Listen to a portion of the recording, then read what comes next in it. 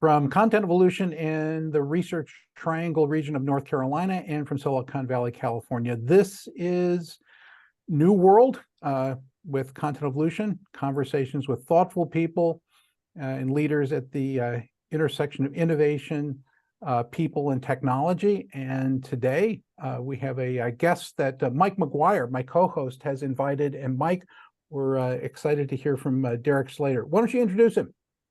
I will. Thank you, everybody. Thanks for joining. Mike here, and I'm going to introduce my good friend, and we've been colleagues on research for many years, Derek Slater, with Proteus Strategies, correct? Did I get the name right? Good job. I had that in my notes. Derek has been in and around copyright for many years. We first met, I think, back in 2001, I think, something like that. Yeah, it was 21 years ago, probably this month. I was 21 years ago this month. And that was, I was fortunate enough to be, when I worked at Gartner, we were working on a media research team, and we got funding to actually collaborate with the Berkman Center for Internet and Society, which I believe has changed its name somewhat since then. But this was one of the groups that the law school formed. They did a lot of practical work, but also Derek and I collaborated on a thing that I think is still up there on there. If you go deep into their archives, the Digital Media Project. And we were charted with trying to, look at the changes in copyright law that happened. Many of you may remember the Digital Millennium Copyright Act. Mm-hmm. And we were, both at Derek and his team at Harvard and us, the folks I was working with at Gartner, we're seeing obviously that many of us the same thing, this collision of the copyright laws of the United States and elsewhere in the world, really running short and unable to, keep up with what was happening with file trading and things like that. And I think we've all been kind of tracking what happened there. And it was a fascinating work. It's still, as I said, up on the archive and influences a lot of what the way I think about copyright, artistic creation, monetization. And Derek has had a particular focus it was focused there on a lot of the work when he was attending Harvard. And we basically, I think, with a couple of advisors, but Derek and I were doing a lot of the work on that research project. We had a conference at Harvard Law School. We did some work with the Gartner events. And, it really was, I think, an important piece of work. And today we're gathered to, Derek and I are going to kick around, kind of some of the things we learned back then, things we've seen now, as it applies to generative AI. Derek, could you give us, I gave them kind of the very high level, but perhaps you could also just describe briefly some of the work you were doing with Google and what led you to where you are now. Yeah, thanks, Mike. Good to be here and meet all of you. And yeah, these are fun topics to talk about because roughly I've spent my entire career and really since I was a teenager focused on technology and public policy. The core part of that has been media policy, and I think of copy part of that. How do we structure the information and media ecosystem from a competitive perspective, from an innovation and creative and expressive perspective? That led me to do a lot of work, as Mike said, when I was a student at Harvard, working at the Berkman Center, which just actually last week celebrated its 25th anniversary. So we were sort of there in early days. I worked at a number of nonprofits like the Electronic Frontier Foundation as sort of an activist and organizer, and then spent up until last year 15 years at Google, where I was on the public policy team, serving a number of different capacities, but always sort of helping to support our advocacy efforts around the world on media, telecommunications, information policy issues. By the last stage of that, I was running the team of subject matter experts on all things having to do with the regulation of online content. So think of things like misinformation, disinformation, child safety, hate speech, and then broadband, and of course, and then back to copyright. And now, since then, I've left and serve as this founding partner with another former colleague from Google at Proteus Strategies. We're a boutique tech policy consulting firm working on all manner of tech policy. But certainly a lot of our work this year has been at the intersection with AI and the sea change around it. Part of that has been around issues around AI safety and benchmarking, which gets quite technical, and I think speaks to sort of the regulatory needs we're going to have. Like we have safety benchmarks in industries like airlines and cars and whatnot. What are they going to look like as AI is applied in those areas and beyond? Some of it has been around more familiar subjects like the role of openness and open source. One of the things that I think about a lot when it comes to media and information policy is the structure of markets and how that impacts who gets to speak, who gets heard, and what are the different levers we can use to then rebalance or reshape media power. And then finally, copyright. It's funny, again, I was thinking about 21 years ago when Mike and I started this project. The paper was called Copyright and Digital Media in a Post-Napster World. And I was thinking, basically I'm writing versions of a similar thing, except it's now a, post-Chat GPT world, or post, mid-LLM world, where a lot of the same questions are coming up. Not just about, there was more concretely about piracy and sort of questions about, taking and file sharing and sharing a whole work. There are aspects of that here. I'd say the broader thing though is about these core issues of who gets to speak and how. What are the rights that I, as a creator of something, can have over what I put into the world, but also what are the rights that I have a receiver to learn from and build on, and how do we navigate the balance between those things? And then further, what will the market structure be at the end, sort of regardless of copyright, and how relevant is copyright, or are other rules more relevant? So happy to, to Mike, to dig in on anywhere, but that's sort of an overview of where I've been, and certainly the focus I've had over the last 12 months or so. No, that's great, Derek. Thank you. And as Kevin noted, in the chat, feel free to put questions in there. I will be working to keep track of that, as well as Kevin will kind of throw some out and or use the old raise your hand gesture. But I wanted to start, Derek, kind of and team, with kind of a little bit of a construct that some of you may have heard of. Derek and I lived with it for quite a while, and it's Professor Lawrence Lessig, a well-known legal scholar at Harvard Law School. I believe he's also taught at Yale Law School. And back in the day, there's I think one of his seminal books was called Code, where he really started to kind of lay out where copyright came from, not a full-blown history, but more importantly, where the kind of copyright regime of the United States was initially being affected by digital distribution, and the rise of the Digital Millennial Copyright Act, which I think was the first major revision to most of the Copyright Act in decades. Correct me if I'm wrong, Derek, but. And as some of you may have remembered, one of the things that came out of that, what I believe was, wasn't that the last shift in the copyright term, Derek, where it was it was alongside, that was not in the, it was sort of attached to it. So yeah, that was the last extension. Which was, life of the creator plus 95 years, right? And just footnote for everybody, Mickey Mouse goes into the public domain next year. I don't think it'll stop Disney from making money. But one of the things one of really important construct framework that Lessig had created was this notion of law, code, market, and norms, right? You can think of those as kind of the lenses we look at, in terms of how creative technology or distribution technology like file sharing is impacted and impacts both, creators and business entities, et cetera, as well as individual consumers, right? Law is very obvious. One of those regulations and rules that are put in place, like copyright, which was to promote arts and sciences, and to protect creators and allow them to monetize those creations. And code is, in this case, sometimes you can swap in code or architecture or technology. What are these technologies that are used to either create, distribute content that end user consumers use to activate or look at or consume content? Markets are, as Derek kind of alluded to, a big part of what he's looking at is what are the market structures? How are they affected?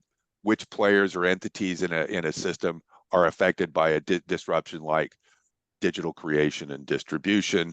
And then norms are those kinds of things that societies kind of generally, we all agree these are the ways we should behave. Right? We all believe that creators should be created, yet many of us back in the day were more than happy to use P2P file trading to access music that we actually didn't own or pay for. And we start to see where some of those forces started to conflict. And I think, Derek and I've kind of famously have always used, many people who work in this area, and many of you, all of you know that have made this observation, is that the law and legal regimes really aren't ever able to keep up with technology, particularly in the digital age. And Derek, I think, before we kind of get down into a couple of the areas there, when we think about what we've seen with generative AI, we've all, had are using or utilizing these tools. And in many cases, like with Midsummer or Midjourney, DALL-E, et cetera, giving a couple of commands and sitting there and watching as the engine creates this all of them are visually startling and amazing.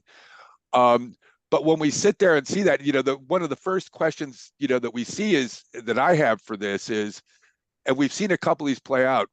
I wanted to get your take on some cases we have seen come up. Is it Thaler or Thaler, the creator that developed his own engine? Could you give us a brief kind of what you're seeing, what that means, what it is, and what have we seen with those cases he's tried to push? Yeah, and sort of starting with where you did, sort of zooming out a bit to the different ways to conceive of the issue, but also I think to what Mark started to put into the chat. I think it's worth zooming out and thinking about and disentangle what are the many different issues that AI implicates, and in turn, what are the different levers that we might have. So there's lots of concern, I think rightful, about the implications of using AI or other automated decision-making systems in really core decision-making about our lives. So think about whether you can get a credit card, whether you can get a mortgage, whether you can get health insurance, those sorts of things. And that's one discrete set of issues. And there are sort of legal regimes that are around them that may apply, or if they don't, may be adapted to them, which is a long way of saying that, I think people sometimes have the mistaken impression that AI is not regulated at all. It is regulated under existing laws, civil rights laws, fair housing laws, laws around unfairness and deception. The question is then whether those need to be adapted in some ways to address emerging concerns, or whether there are other levers to use. So I don't think it's really a binary of sort of, as Mark said, let her rip or not. It's about how do we disentangle and make sure we're using the right hammer for the right nail and the right way at the right time. So to bring it back to the issues around creativity then, and sort of the role of copyright, I think it's important to go back to first principles. What we're trying to solve for with copyright is sufficient incentive for people to create and distribute and make publicly available to benefit the public. That is, the end goal is the benefit of the public and being able to access, read, build upon, learn from works. And it's not about maximal incentives, it's about sufficient incentives. And in that vein, if we look at copyright through that lens, it's working really, really well. We have never lived in a time where information, creativity, media, content, however you want to pose it, it's more abundant than ever before. More people through more services and more venues are creating more stuff than ever. And there are more ways for more people to make money from their works, whether through ads or selling or sponsorships or other ancillary revenue sources. And with AI, we're seeing that sort of turbocharge in the sense of even more people are being able to create works of really incredible quality. So from that lens, copyright is working well. Copyright is also, I think, sometimes it's sort of copyright. People say that copyright may not be fit for AI. I sort of look at it the other way of, again, copyright's working well from that lens. And copyright does have inbuilt ways to think about the different sorts of issues at stake when it comes to AI. And I'd separate those into a few, and I'll get to the question about Thaler as part of that. So one question that comes up is, how are creative works used? How are copyrighted works used in the training of large language models, or text-to-image diffusion models, or other other sort of generative AI systems, many of which are trained on somebody crawling the web, making a copy of that information, and then analyzing it. On the one hand, this particular use is new. On the other hand, it's not. The law has long left room for people to study and learn and analyze, and drawing from those insights, build new products by learning from past information. There were a bunch of different ways to do it. Sometimes people get confused that copyright means you have to get consent for every use, but we all know that that's not true, right? If you buy a book, you don't need to get special permission to read it. Parody is another sort of use where it can be a fair use and you don't have to get permission to do it, and so on and so forth. In this context, some of the most important sort of precedents in the US have to do with search tools or data mining and data analysis tools that are very similar. There were cases about scanning lots of books and using it for data analysis, scanning lots of academic papers and using it then to detect plagiarism or copying of various sorts. There have also been cases about reverse engineering, where companies would reverse engineer a video game system in order to make an emulator. And that's a situation where you're copying the whole work in order to analyze elements that are not protected by copyright and create something that's directly competitive, and yet it's permitted by law. Another lever there is that copyright protects expressions, but not ideas or facts or other more general insights you can glean from it. And again, that's to have that balance between providing sufficient incentive with then the public benefit of being able to build on and create. So with that, I think in the US, we do have a framework to think about these sorts of systems. It will be lengthy, we'll go through the courts, and there will be lots of different fact patterns. But I think generally speaking, the sort of training on copyrighted works that happens will be found to be fair use. Again, there's going to be lots of litigation. It's hard to make categorical statements when the issues are case by case. But it's also worth noting that the US regime is not the only one here. So in Europe, there's an explicit exception for text and data mining, which includes AI, where rights holders can opt out and reserve their rights, but otherwise you're permitted. In Japan, there is no opt-out, and you can do that sort of text and data mining for AI quite explicitly. Israel has a similar sort of fair use regime where the equivalent of the Department of Justice has said, this sort of generative AI should be legal. So I think one of the dynamics here to think about is, if the US were to take a more restrictive regime, what would that mean for investment here in the US? I think also people get confused that this is all about creative works, like I'm going to make illustrations and then compete with illustrators. As you all probably know, like generative AI is used for lots of enterprise and productivity cases, generating ad copy, summarizing documents, and meeting notes. It's used in fintech and to do contract formulation for lawyers and so on and so forth. So that's part of where copyright ends up being a really poor lever, because it's a hammer that would sweep out a bunch of different things, not just a really narrow nail. It's not to say that there aren't real concerns, but to Mike's point, we might think about how we deal with them through other means.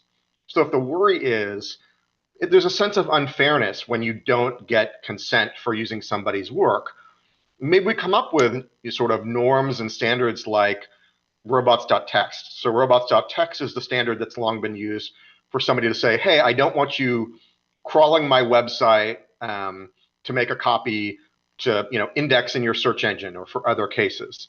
That's worked really well for many years. There's lots of efforts to try and come up with something similar, driven by companies, driven by sort of communities of actors that work with artists, driven by standards orgs.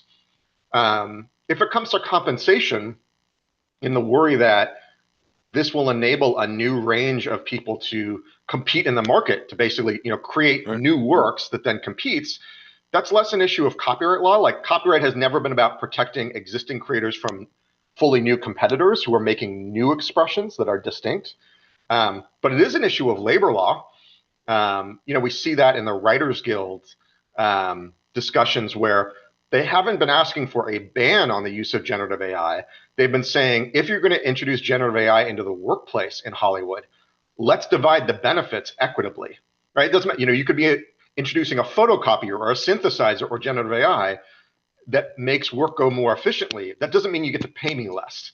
So those sorts of Right. labor policy and bargaining levers are other ways to think about it. And then finally, a lot of people worry about, how will the ability for everybody to create affect our culture? Will it be flooded with sort of mediocre works and the like? And will it mean that really, even though lots of people get to create, most of the benefits go to a few large companies? That's a question of competition policy and questions around media concentration that we've struggled with for decades, since the rise of mass media with broadcasting and cable. And I think that's all stuff worth taking a fresh look at. All right. No, agreed. Yeah. Okay. And I can cover now your outputs if you want, since I just went on that jag. Yeah. So we talked about inputs, using copyrighted works as inputs. Then there's the issue of, how do you think about the outputs of these systems? And there are two issues there. One is, how would you determine if those outputs are infringing on somebody else's previous work, regardless of how the thing was trained? And there again, we have tests. There are tests in copyright to say, is this substantially similar to something that came before? Did you knowingly sort of try to make that sort of copy happen? And could it be mistaken for the, which is and the main thing that rights holders would be worried about. Yeah, and somebody asked, I think, in the chat about the Ed Sheeran cases and whether those are relevant. And that's right on. There have been a series of cases over the years about the copyright ability of styles. Generally speaking, copyright doesn't protect styles. Like, it would be weird if Dali could copyright surrealism, or if George Lucas could have copyrighted the idea of a hero's journey in space. In fact, I think the new Zack Snyder movie coming out this fall was drafted as a Star Wars story. Lucasfilm didn't accept it. They rewrote the whole thing to not be about Star Wars. Yeah, and now it's coming out. It's not copyright infringing. No, in fact, apparently Hollywood is adapted, right? With and the book publishers, right, with fan fiction. Yes, exactly. They're now going to the fan fiction authors, and I think you all know what fan fiction is. Somebody takes off one of the Star Wars forks and creates a new, work based on that character or a situation in the Star Wars. And, basically what they're going and saying is okay, take all those things that identify, it's not Rilo, whatever, call it something else. And they had a phrase for it, Derek, and I forgot to write it down, where it's the process where they go through the fan fiction work and remove anything that looks like a direct link to the original work. And this is sort of where I think some people get tripped up in the debate and say, look, in the case of music, sampling has been licensed for many years. You have to license a sample, and there have been these cases where people have taken other artists to court. So why can't we just make all these companies that want to build these works just all get licenses? It's sort of the exception that proves the rule, in that what happened with sampling is we went from something that was a sort of democratic, wide open space where new voices like Public Enemy and De La Soul and the Beastie Boys could come in and create new transgressive works, to something that was very much locked down, where a few companies very rigidly controlled and benefited from the art form. Like the works that Public Enemy made in the 80s that are considered some of the best music of all time by top echelons of critics, they never could be made today. It would be from a transaction cost and then cost perspective. So for those who worry that this space is going to be taken over by big tech, making people license all the works to train the LLMs is the worst thing you could do, because it's only going to be those companies that have the ability to get the data and the ability to license new data and get them into the set. Um, That's the yeah, corollary to that, to the big tech concern, right? Is that you and I kind of mentioned the email, which is if we, whether it's requiring the licensing, but without some level of checks and balances, more of that stuff just got concentrated in yeah, and yeah. fewer pockets. And and again, to speak to I think Mark's question, some of the questions in the chat. So in a sense, yes, it comes back to ownership, but ownership of what? So let's just take it in a different sort of context for a second. I own my home and I own my lawn, and you're riding by on your bike, and you hit a rock and you fall onto my lawn. I can't sue you for trespass. I can't get you prosecuted for trespass because it was on. There are all sorts of rules where your property right doesn't, is not inviolable. Now, in copyright, again, we go back to that core purpose of sufficient incentives. And so, yes, you own the rights in that specific expression, but if I buy the book, I don't need permission from you to read the book. I don't need permission from you to quote the book in a book review or in a book criticism or in a parody, and so on and so forth. There have always been these limits to what that ownership right means, to what that property right means. And that's been a core part of the functioning of the system. Because again, imagine a world where you could own a style like surrealism and block everybody and require licenses. That would contravene copyright's purposes and make it much harder for people to create and adapt works. So it's always been that balance. Um, and just to sort of then touch back on, where Mike was driving at the first part. So we talked about outputs of these systems and whether they might be infringing. There's also a question about the copyrightability of these outputs. So the Copyright Office has been analyzing whether, when you use something like Midjourney or Stable Diffusion, these text-to-image generators, whether what you output is copyrightable, because the Copyright Act is about incentivizing human creativity. So there's the requirement of human authorship and originality are core parts of the Copyright Act.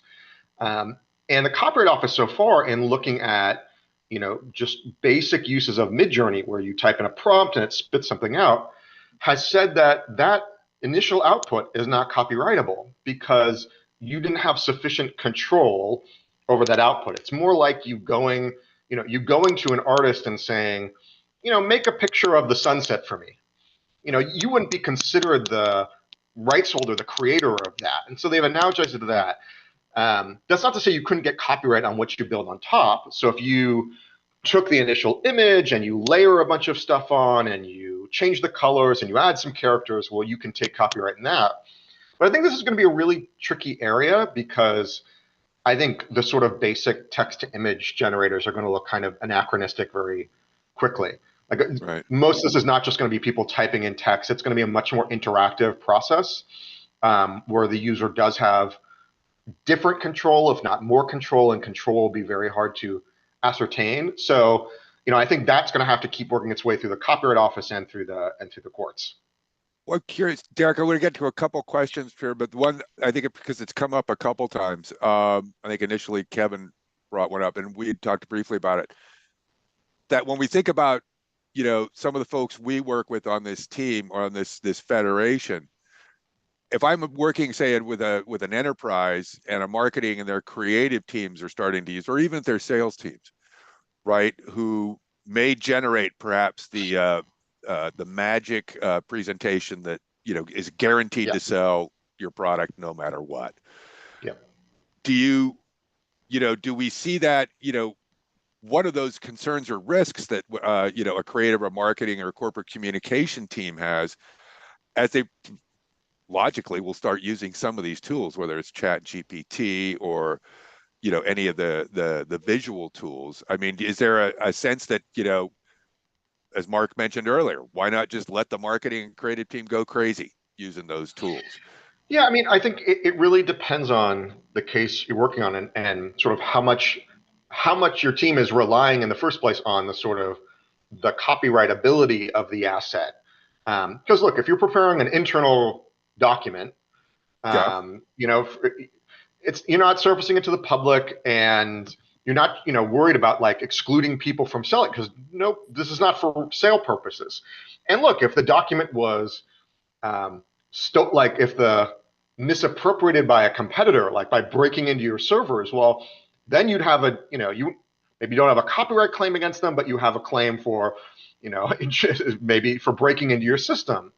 Or to think of another example, you might, if it's misappropriating your trademark and saying that it, misappropriating that it came from you, even though it's being used to sell something else, well, then that might work. So really, it depends on whether your business is really reliant on closely protecting the scarcity and excluding people from using that asset.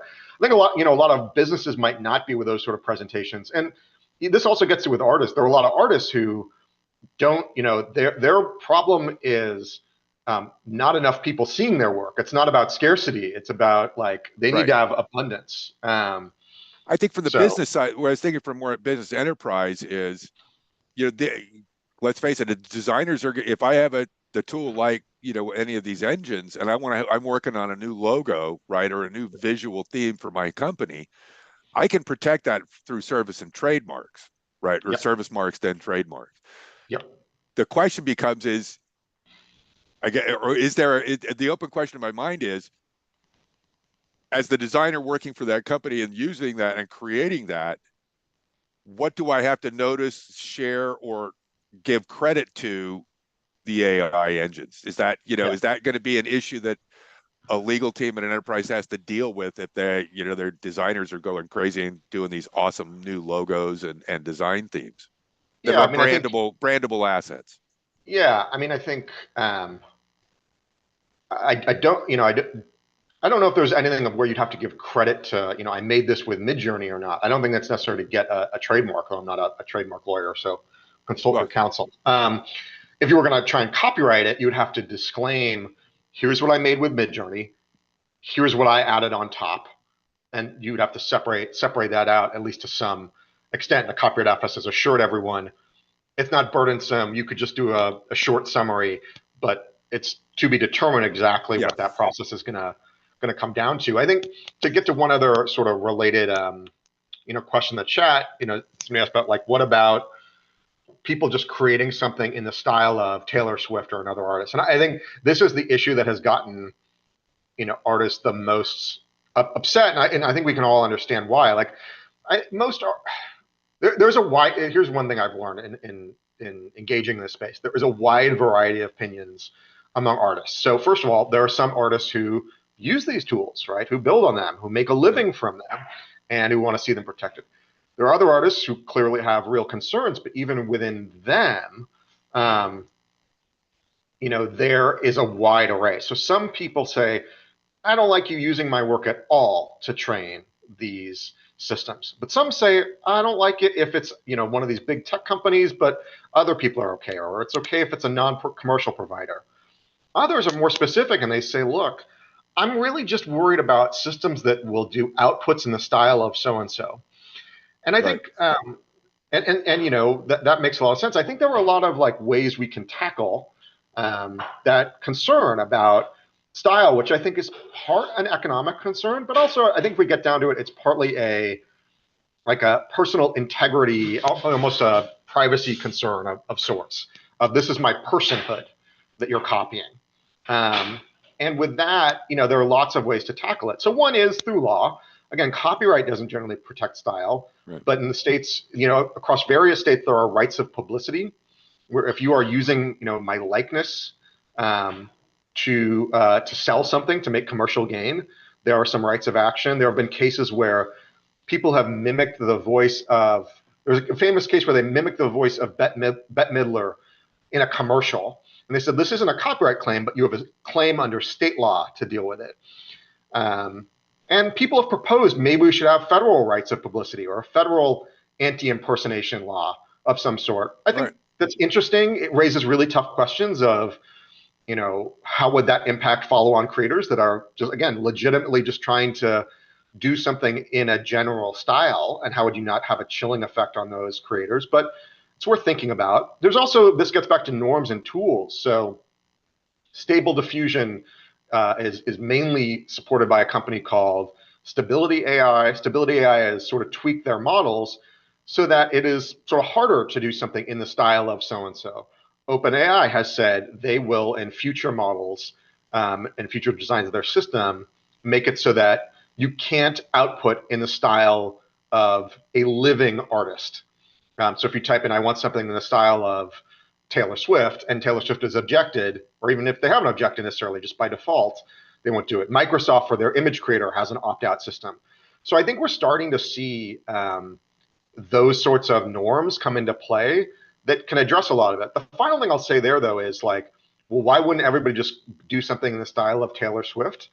I think like there's clearly a novelty. Like people got excited by this Drake and The Weeknd, fake that came out. But I think that novelty is going to wear off, because if you're a Swiftie, if you're really into Taylor Swift, there is no substitute. The people who go to those concerts are not going to be okay with like a fake voice and a 3D hologram.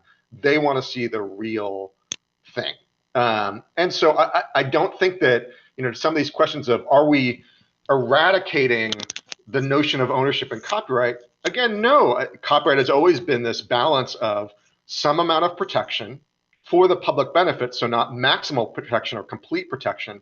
And we have structures in place that help navigate that balance.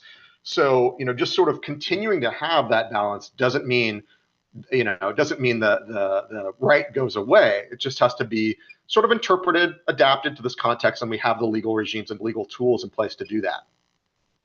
Exactly. Now Derek, I'm going to bring in, if he's available. He's been typing away, but sometimes he multitasks. Kyle, are you there? Kyle is our Chief Generative Officer. He's got a company called Storyvine. He also is founder of agency.com, and has been very, very active with a lot of the gen tools. So, Kyle, I see your response back. If you're not able to verbally respond, I get it. But I was just muted. I was trying to find the unmute button. All right. Derek, Kyle. Hey, Derek. This is awesome. Really, really nice to meet you. But I wanted to dive a little bit more. You threw about Grimes's promise that go for it, just give me 50%. And I'm curious, Derek, that certainly is one option. But as you were saying, in terms of the scale of creative artists, going one by one seems to be, and more thinking now with so many artists who passed recently, their estates, that seems, that's nice for Grimes to do that.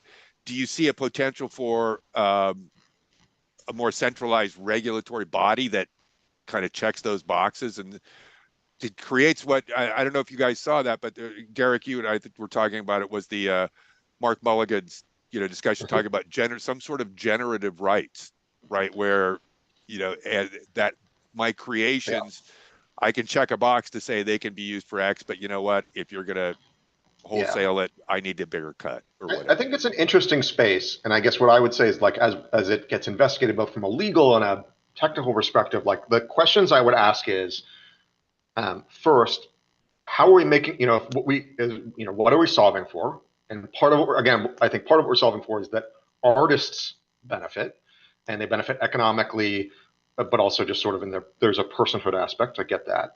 If the goal is that artists benefit, how are we designing the system so that it is the artists who are benefiting? I think, I've seen there are people who they're already major record labels who have advocated for, we need a federal right of publicity, so that musicians can have their voice, their likeness, and so on more fully protected. But I've also then heard from musicians that say, okay, so what's going to happen is when I sign my record deal, they're going to make me sign over all those rights. Yep. I'm not going to get that money, right? There was a sort of a blog post from YouTube and UMG saying we're exploring this space, but not clear how the artists are necessarily going to benefit. I think a corollary to that is, again, how are we going to ensure that this isn't used in a way that chills legitimate follow-on expression, right? People who are learning from and building on the past, creating new works, not simply creating something that substitutes directly for some expression, replicates it. And it was interesting. One of the groups with in that UMG YouTube announcement was the Frank Sinatra group, who owns all, the rights to all of his recordings, at least the publishing rights. I've talked to a group of artists who, these are not fly by night, like sort of, they just woke up and they started using these tools in the last year. They went to Berklee Music School. They also had computer science degrees. So they started developing their own large language models and audio generation models and so on and so forth. And they created years ago a parody of Frank Sinatra, non-commercial, they weren't making money, and they got taken down from YouTube, had to do a counter notice, right? And so we have to think about those artists too. It's not to say that they necessarily have a trump card. They can just say, well, I'm an artist too. It's simply to say, we have to look at this in the round, and that there are trade-offs. I think that's another important thing. A lot of times in this debate, people say, well, it's about ownership. It's about consent. So they say, this is not about copyright. It's about consent, as if that's just a trump card that solves it. But even when we're talking about consent, you have to reckon with the trade-offs of, okay, if you make it so this person can demand permission, what are the knock-on effects of the follow-on creators? How is that going to affect them? And are those trade-offs worth it? I have one point of view, other people have other ones, but the point is the trade-offs are inescapable. There's no get-out card just by using consent or some tool like that. So can I ask you something? So it seems to me that a lot of the debate right now is based on copyright law, which, when it originated, content was hard to create. And then, it got completely perverted when things went digital, and it became easier to create. And now as we're moving into a generative future, content is sort of infinitely easy to create, right? So the scale of ease of creation is about to hockey stick. Like I don't think we've seen anything yet. So one of the things I've been thinking about is, a lot of the conversation that I'm hearing is on the usage side, on the output side of this conversation. And I hear very little on the input side. The thing that I thought was interesting about Grimes is she said, synthesize me all we want, give me 50%.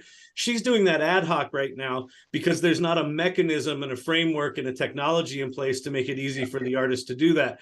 What seems to me is, if I play this out 5 or 10 years, and it's probably closer to 5 than 10, I feel like the value, the balance of value drives toward the generation side rather than the usage side. That you say, if you've got Disney and Disney says, okay, we're going to do the official Disney set of generative AI models, and you can generate all the crap that you want, and so long as it fits within our guidelines, of output, you can do anything you want with it, but you're going to pay us a nickel every time you generate an image with that. I'm just you're feeling I think like that's right on. I think we're starting to see pieces of that. So to give it just a couple examples. So along with, even before Grimes, there's this artist, Holly Herndon, who is also a contributor to this group called Spawning.ai. Spawning is working on some of the leading tools for people who want to opt out of having themselves included in a training set. So like Stable Diffusion Stability AI uses that opt-out mechanism to pull people out before they do the training. So we're seeing those norms take hold. But even before that, Holly's a musician, she's a singer, and she created something very similar to what Grimes ended up doing, so that people could mimic and build on. Like, her husband also, works in the space on spawning, and I've heard him sing into a microphone and it comes out as Holly's voice, and it's that's cool, great. kind of eerie, but and then you can monetize it. To your point, one other example though, there's a company called Hidden Door, which gets to also, like, this is more than music. Like, so we get bottled into this about music or movies or whatever. Hidden Door is, it's a generative AI tool for building, you can think of like tabletop role-playing games. So, think of like Dungeons and Dragons, but like, what if you want to create your own story with your friends in an easy to use way? And so they have trained a model, partly by scraping the web, partly by collecting other sorts of data. But part of their business model is to work with rights holders to say, hey, look, we couldn't use, we couldn't make a generate your own Harry Potter RPG role-playing game, or generate your own Little Mermaid RPG. Yeah. Can we license that character and these storylines from you because we know that's copyrighted content? So that is part of the model, and that's where you get that win-win that you're talking about. So I think you're dead on. I think there's something there. I agree, Kyle, and I think there's actually a technical operating model. It's kind of maybe not going to map perfectly, but there have been these commercial STEM libraries available for 20 Yeah. years. Yeah, Where yeah, you yeah. can go, I need a piano riff in C minor, and it's got to be I need it kind of a whatever. Yeah. And they'll go find a Chucho Valdez song that they'll have that fragment, right? Yeah. Likewise here, if I only want, I can say I don't know Grimes's oeuvre as well as many others, but perhaps she has a particular use of the diminished chord. I don't know, Yeah. right? And maybe that's cool. And her stuff is probably into most stuff now, most music and in movies. Movies are nothing but a collection of contracts when it comes right down to it in terms of meta, and it's enforced with metadata, right? And we can measure things in very fine-grained creative works. And it's, to your point, Kyle, it's like, hey, here's the official Taylor Swift, here's the official Grimes stuff. If you want to, hey, you want to just use it for you and your friends, we don't care. Commercial use shows up on Spotify, shows up on a CD, we get a cut. Yep. And here's our Venmo account. So, And go ahead, Kyle. I'm sorry. I was just going to say, I would love to ask Derek one more question, if that's cool. You can have one more question, Kyle. So if we expand this beyond artists, because I think the artist thing is obvious. It's really sort of patently clear that that's their mechanism for making money. This also feels to me like this shifts to all other knowledge workers, that we're moving to a space that any work that I generate is now much more easy for a company to leverage. And I feel like individuals are going to start to get wind that, hey, my intellectual property is valuable here, and what I wrote is equivalent to Grimes making her music. And if the company's going to exploit that, I see a future where individuals are going to start clawing back their rights to their intellectual property and have more power over that than the company. And I'm just curious if you've thought about that transition. Yeah, and that's where this world expands. I think that's right. Again, I think it's important to look at generative AI beyond the context of it's going to be used, if not already used, in many industries, and better to think of it in some ways through the perspective of then labor policy and labor dynamics than copyright. And with that, I mean, I think the challenge is,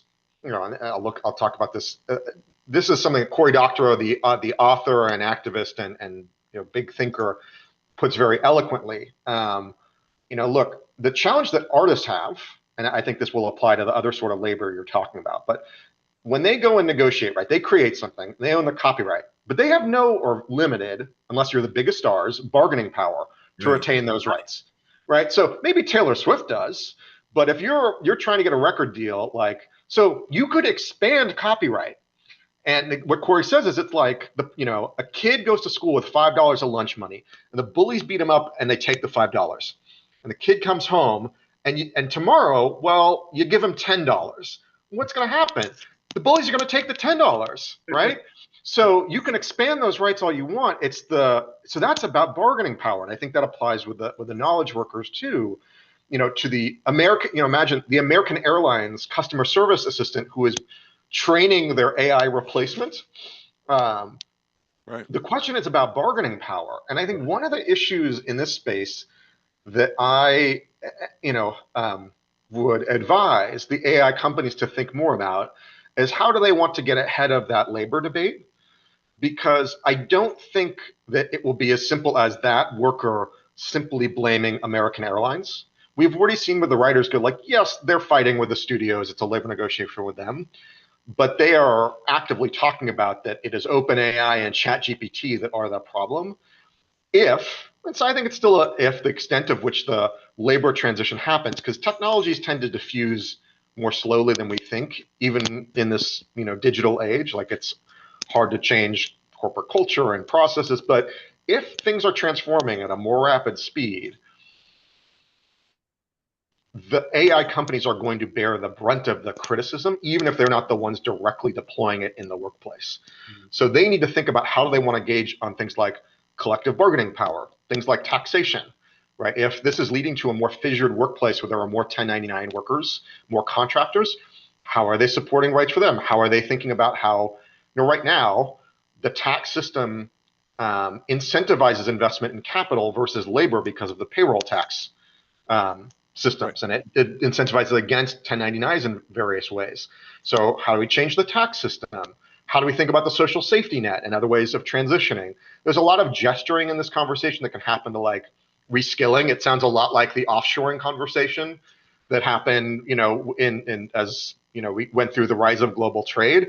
I think we're gonna have to get a lot more sophisticated, a lot faster in our policy response. Okay, Derek, I want to bring in Ben. I apologize. I've been trying to manage too many screens. I'm particularly interested in what you're talking about in terms of contribution and how to chunk that. Say a little bit more about that, if you would. Yeah, I was curious about the notion of, with our technologies and abilities to chunk and identify, how we chunk the knowledge, to label it, to protect it, to put the envelopes around it of protection and persistent protection. What is protectable, and how do we identify it, and how do we create a persistent protection for it going forward?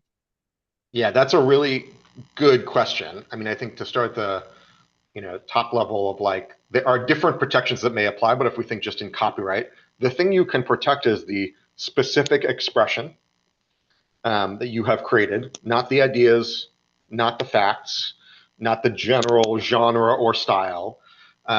And even in that expression, there are ways you can lawfully reuse it if you're using it for, to speak very broadly, a transformative purpose and a purpose that doesn't directly compete with the expression in the market. So it's not enough to say, well, you created an illustration and now I am out of the job as an illustrator. You have to say, no, you competed with this expression. You were communicating the same thing as my original expression. But there's all these other rights like right of publicity and trademark and so on. To your point about chunking it up of those expressive parts, to Mike's point, there are these people who've been trying to sort of create these stems of music and stem licensing arrangements. How do you, mark them either with metadata, with watermarks? There's the inevitable people who say we can use the blockchain for this.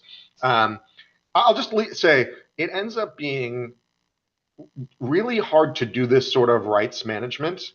Not simply because, it's technically difficult, but in a going backward basis, the way rights have been managed historically has been really messy. Like if you're trying to start a new music service, you go negotiate with record labels and collecting societies. They don't know what they own. They will profess to own a whole bunch of stuff, but do they have proof and a great data set? There have been myriad initiatives to try and form like a master registry of works to make licensing easier. We could go and look up who owns what. It doesn't exist. And the people who do have any of the data are not incentivized to share it, right? If you're a collecting society, your whole advantage is you have that data and nobody else does. You have those relationships and nobody else does. So why would you want to be part of some global regime? So, I've seen those sort of try, and it's not happened because the technology isn't necessarily there. Technology could be there, but the incentives of the private actors. So you'd have to force them into some sort of arrangement. And I think that's a really tough hill to climb. Yeah, one quick, last quick question. I put in the chat another comment. If I'm George Martin and I'm working with the Beatles and I'm using tape decks and instruments, why can't I just say in your time today that you guys can assert that these generative tools are merely instruments that I use in composition? Yeah, I think that is, when I talk to a lot of the artists who are using these tools, they do analogize it in a sense to imagine, back to when the synthesizer came out, and when sampling happened and hip hop, there were people who said this isn't music. Just like this is not. Now today we think that's totally that's crazy talk, right? But there always is that sort of moment. It happened with photography. It happened with all sorts of media. I think further back, right? It happened with synclaviers when they first showed up in the 70s. Yep. Folks like Zappa and others. Some musicians used it to make cool computery sounds to add to their works. Yep. But what most people like Zappa and others, it was composition. Yep. right? They could compose, you know, a 4-piece arrangement, or they could do a symphony, right? From one tool. Yeah. Hey, Nobody, I got my theremin. or a theremin. Um, and I think that's what I think. I want to get Mark's been really very patient, Mark.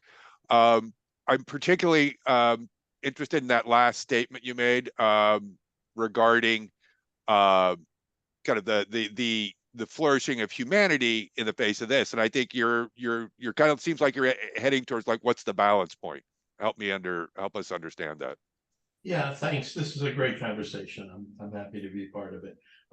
You know, what comes into my mind is the Cambrian explosion, right? You know, and way back when. So everything is changing and everything is exploding. We're getting all these new forms of life and all this kind of stuff. And you know, what value could regulation possibly be there, except for the people who want to protect what they have, right? And so we have developed a society and norms. You talked about norms earlier, Derek, that's based on this ownership and protection, which mostly goes to the wealthy, which mostly goes to the haves. And that's what we're kind of regulating here. And you know, many of the artists are not haves, and this is not doing a lot to protect them, I don't think. That's right. But how do we protect? I loved your talk about your initial point about that the whole point of this was to protect humanity, was to protect all of us. And I just don't see any of this doing it.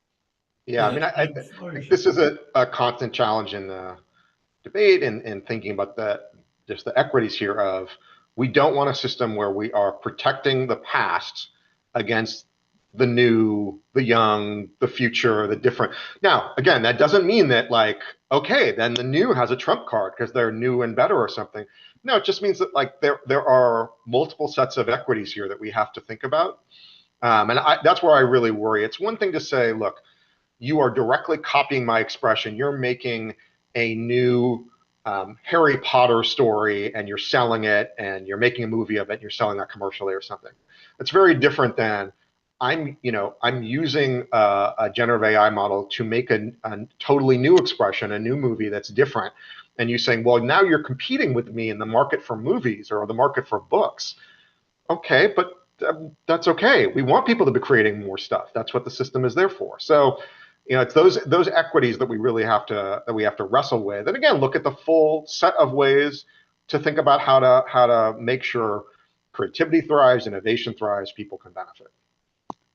Yeah, and I think to Mark, I think, you know, a lot of what we see is there are the rights, there's the creators, and then there are the estates or the companies and publishers who've been somehow acquired those rights Well, the managers, of end to end, whether it's a movie, a book, or a bunch of music recordings.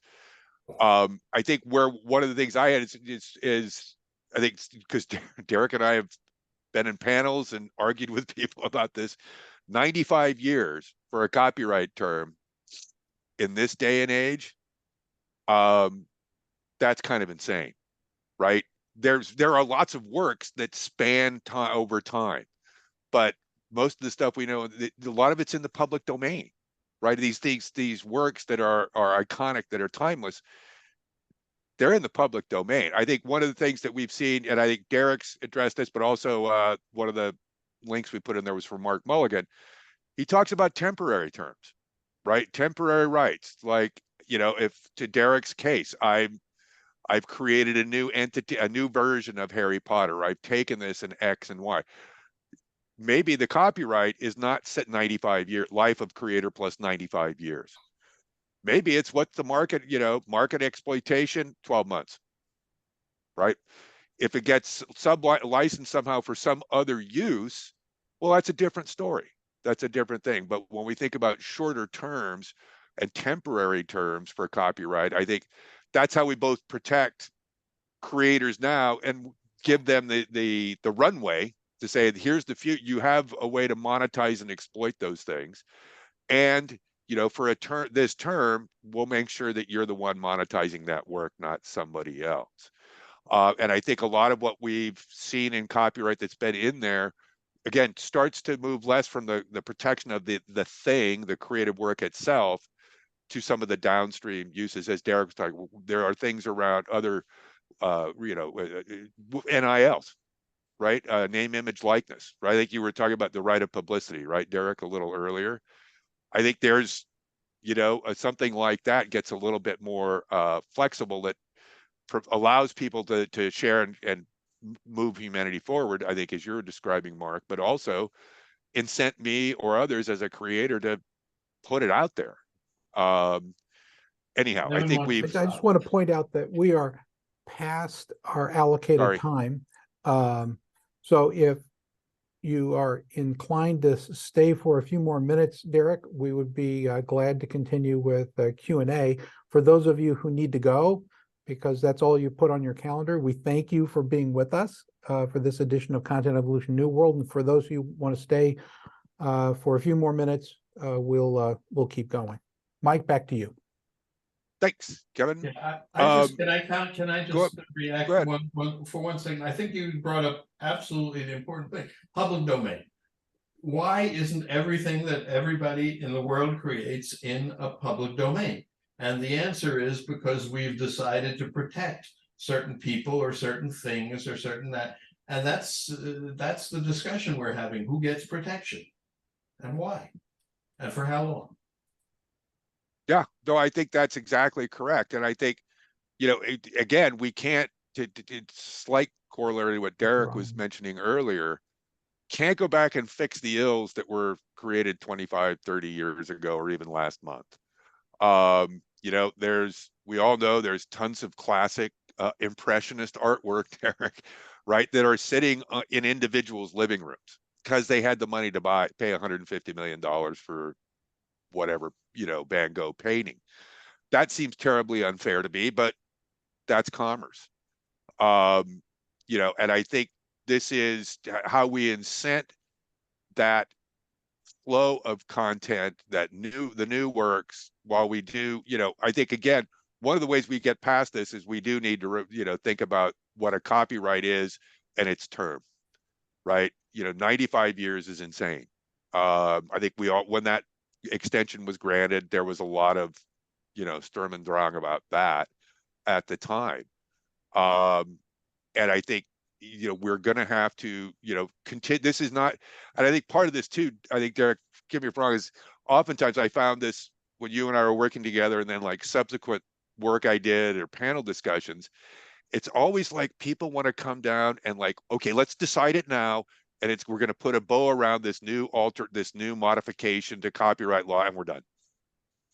And I think that's that's the challenge, I guess, that law always faces when it's trying to take a legal regime or a particularly copyright and apply it to creative stuff that is constantly morphing and changing. And I think that's going to be the harder legal part. And I'm not a lawyer, is how do you modify that and enable that? And I think things like shorter terms and temporary rights start to make sense.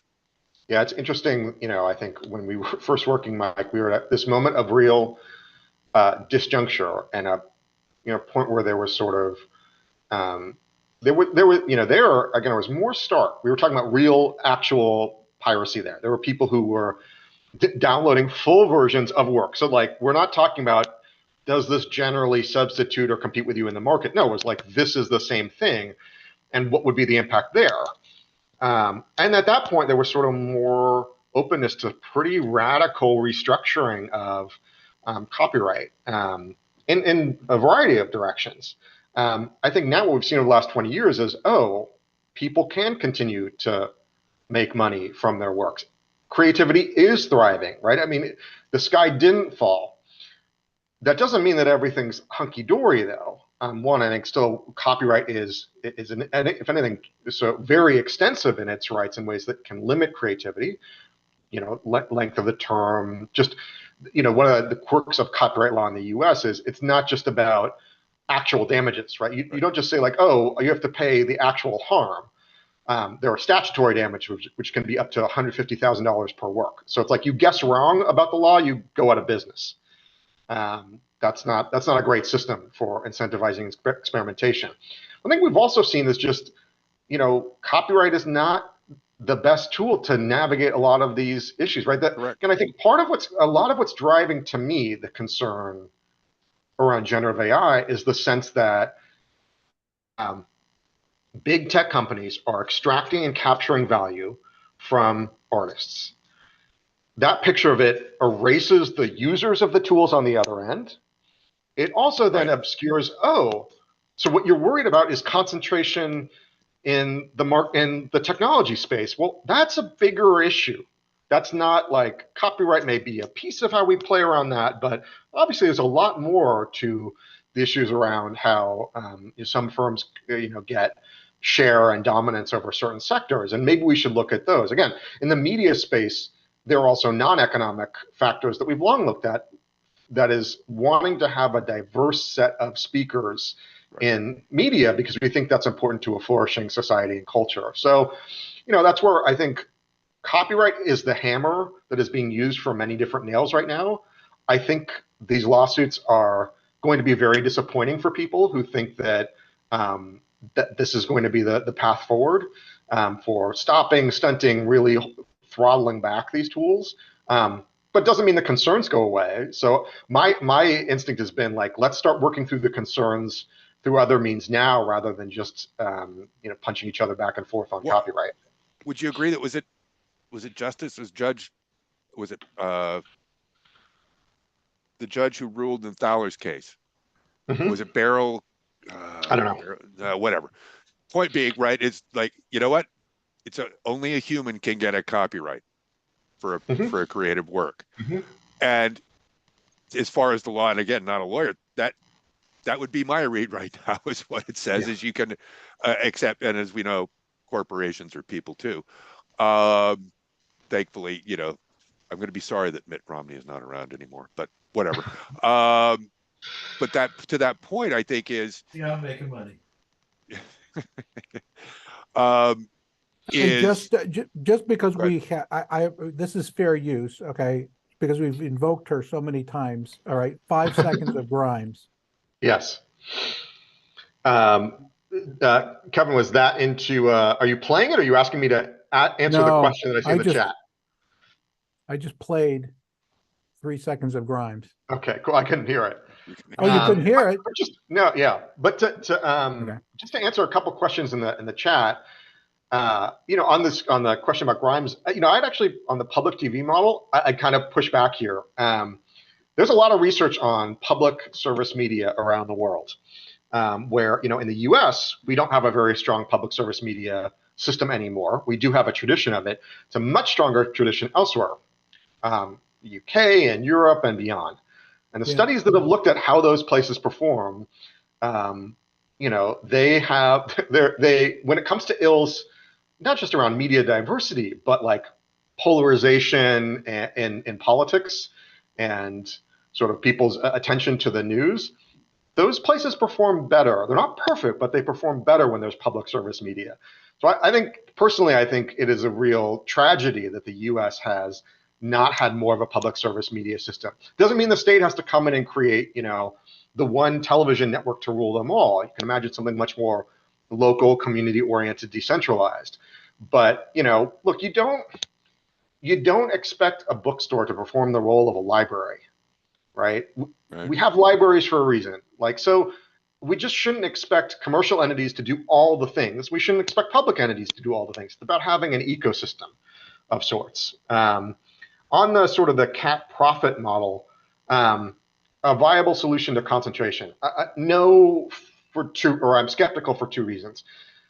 I think concentration here comes about for a variety of other factors. I mean, particularly in AI, to the extent that the most, and these are questions, hypotheses, but to the extent that the most powerful and useful models are the ones with the most data, that have the most expense, that it's so expensive to do these training runs to train these foundation models.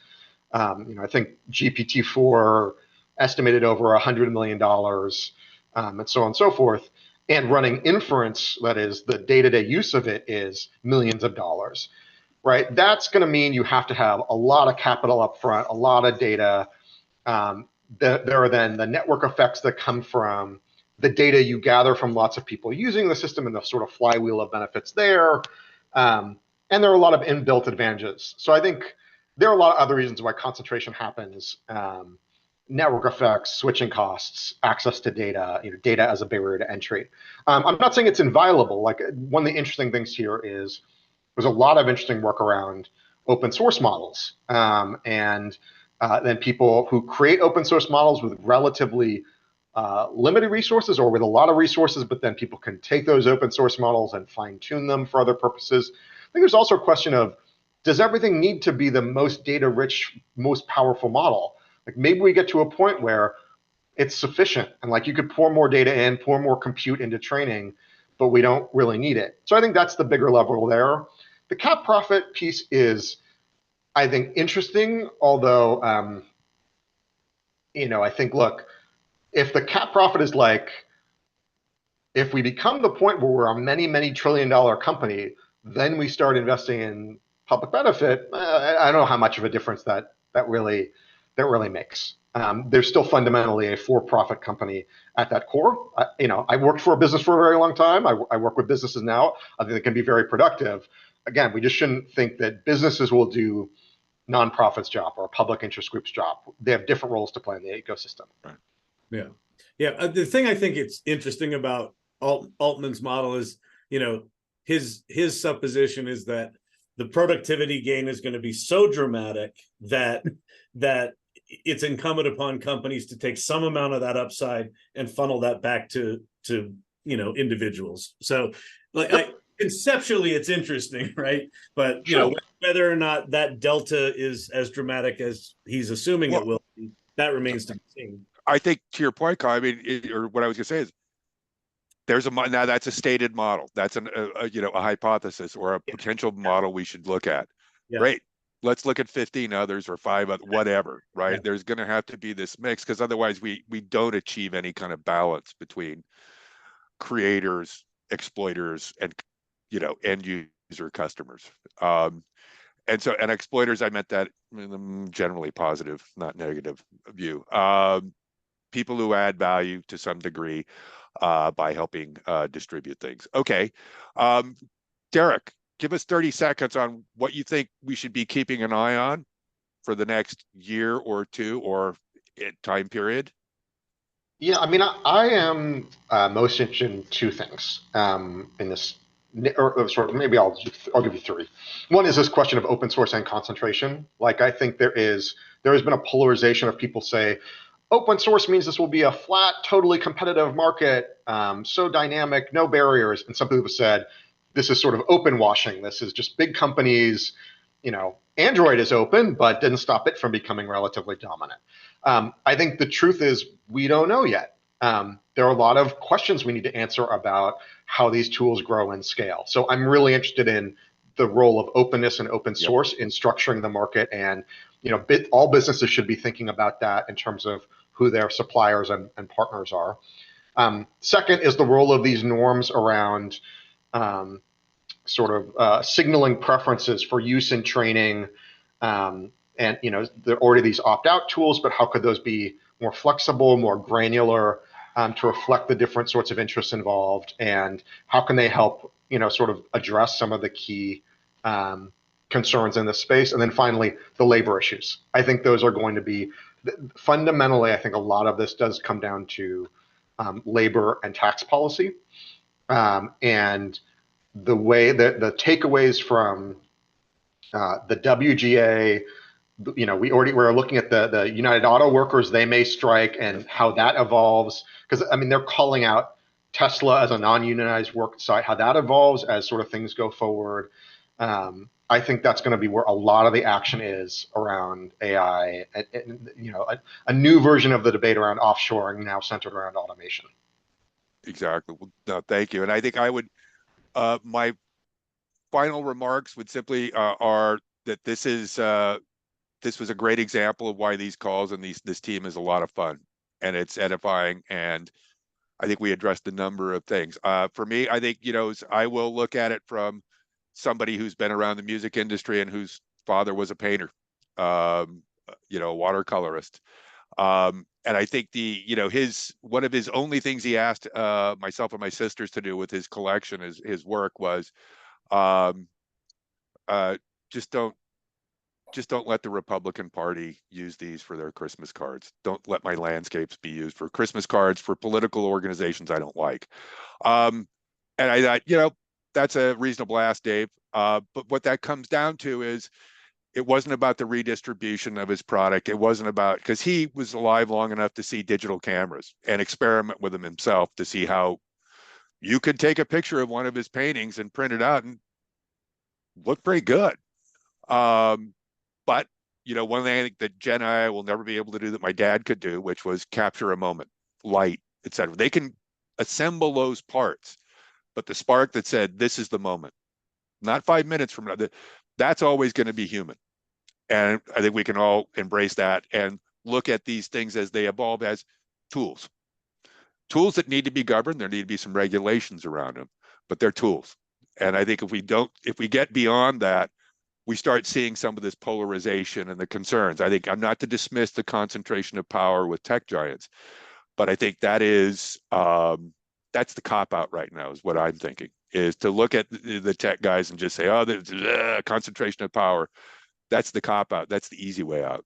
And I think what I think is going to be interesting is watching how we, as businesses, as creative artists and others, find those balance points, right? Where we're compensated, but we're not restricting the flow and we're letting people be enriched by creative works. That's all I have, Kevin. All right. Well, Mike, thank you for inviting Derek. Derek, outstanding. Thank you for Thanks. being with Pleasure. us. This was a great session. We've got a lot of fan mail in the chat, Yep. and it's well deserved. So we really appreciate you joining this edition of Content Evolution New World. And folks, in everything you do, be intentional. We will be with you again next week. Take care. Cheers. Take care. Yeah. Ready.